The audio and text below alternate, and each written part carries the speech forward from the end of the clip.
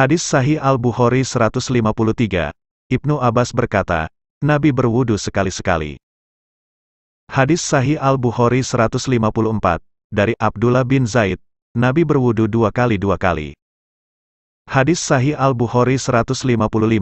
Dari Syihab, dari Atta bin Yazid dari Humran, Utsman bin Affan minta untuk diambilkan bejana, berisi air, lalu dia menuangkan pada telapak tangannya 3 kali, lalu membasuh keduanya.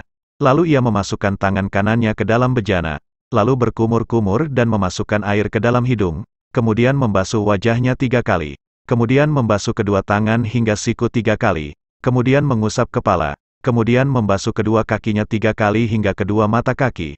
Setelah itu ia berkata, Rasulullah bersabda, barang siapa berwudu seperti wuduku ini, kemudian dia sholat 2 rakaat dan tidak berbicara antara keduanya, maka dosanya yang telah lalu akan diampuni. Dan ketika Utsman berwudu, dia berkata, maukah aku sampaikan kepada kalian sebuah hadis yang kalau bukan karena ada satu ayat tentu aku tidak akan menyampaikannya. Aku pernah mendengar Nabi bersabda, tidaklah seorang laki-laki berwudu dengan membaguskan wudunya kemudian mengerjakan sholat, kecuali akan diampuni dosa antara wudunya dan sholatnya itu hingga selesai sholatnya. Urwah berkata, ayat yang dimaksud adalah, sesungguhnya orang-orang yang menyembunyikan apa yang telah kami turunkan. Hadis Sahih Al-Bukhari 156, Nabi bersabda, barang siapa berwudu hendaklah mengeluarkan air dari hidung, dan barang siapa beristinjak dengan batu, hendaklah dengan bilangan ganjil. Hadis Sahih Al-Bukhari 157, dari Abu Hurairah, Rasulullah bersabda, jika salah seorang dari kalian berwudu, hendaklah dengan memasukkan air ke dalam hidung, barang siapa beristinjak dengan batu, hendaklah dengan bilangan ganjil. Dan jika salah seorang dari kalian bangun dari tidurnya, hendaklah membasuh kedua telapak tangannya sebelum memasukkannya dalam bejana air wudunya, sebab salah seorang dari kalian tidak tahu kemana tangannya bermalam. Hadis Sahih Al-Bukhari 158, dari Abdullah bin Amru berkata, Nabi pernah tertinggal dari kami dalam suatu perjalanan yang kami lakukan, beliau lalu dapat menyusul saat kami hampir kehabisan waktu sholat asyar, sehingga kami berwudu dengan hanya mengusap kaki kami.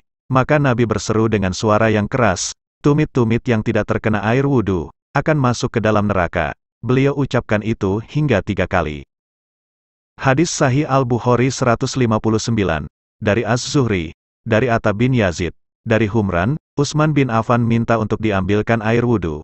Ia lalu menuang bejana itu pada kedua tangannya, lalu ia basuh kedua tangannya tersebut hingga 3 kali. Kemudian ia memasukkan tangan kanannya ke dalam air wudunya. Kemudian berkumur, memasukkan air ke dalam hidung dan mengeluarkannya, kemudian membasuh mukanya 3 kali, membasuh kedua lengannya hingga siku 3 kali, mengusap kepalanya, lalu membasuh setiap kakinya 3 kali. Setelah itu ia berkata, aku telah melihat Nabi berwudu seperti wuduku ini. Beliau lalu bersabda, barang siapa berwudu seperti wuduku ini, kemudian dia sholat 2 rakaat dan tidak berbicara antara keduanya, maka Allah mengampuni dosanya yang telah lalu.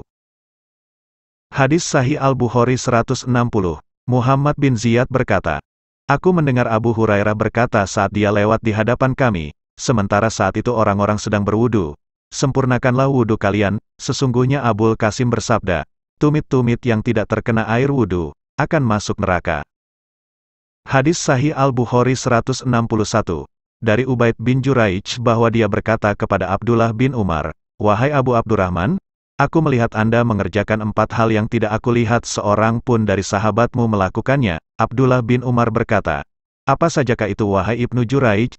Ibnu Juraij berkata, aku melihat Anda tidak menyentuh rukun-rukun Ka'bah, kecuali rukun Yamani. Aku melihat Anda mengenakan sandal terbuat dari kulit.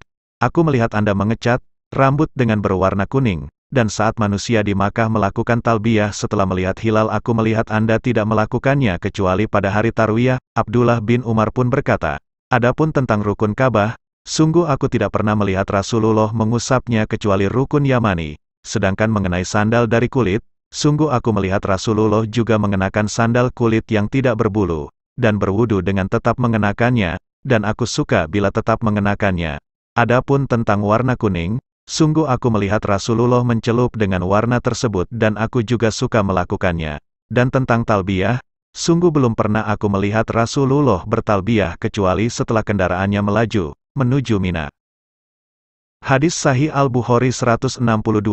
Dari Ummu Atiyah berkata, Nabi bersabda kepada mereka saat memandikan putrinya, hendaklah kalian mulai dari yang sebelah kanan dan anggota wudunya. Hadis Sahih Al-Bukhari 163.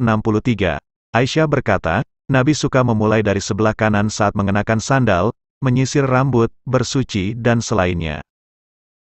Hadis Sahih Al-Bukhari 164. Anas bin Malik berkata, ketika waktu salat Asyar tiba, orang-orang mencari air wudhu namun tidak mendapatkannya. Lalu aku melihat Rasulullah diberi air wudhu. Rasulullah kemudian meletakkan tangannya di atas bejana tersebut seraya memerintahkan orang-orang untuk berwudhu darinya. Anas berkata, aku melihat air keluar dari jari-jari beliau, hingga semua orang sampai yang terakhir dapat berwudhu.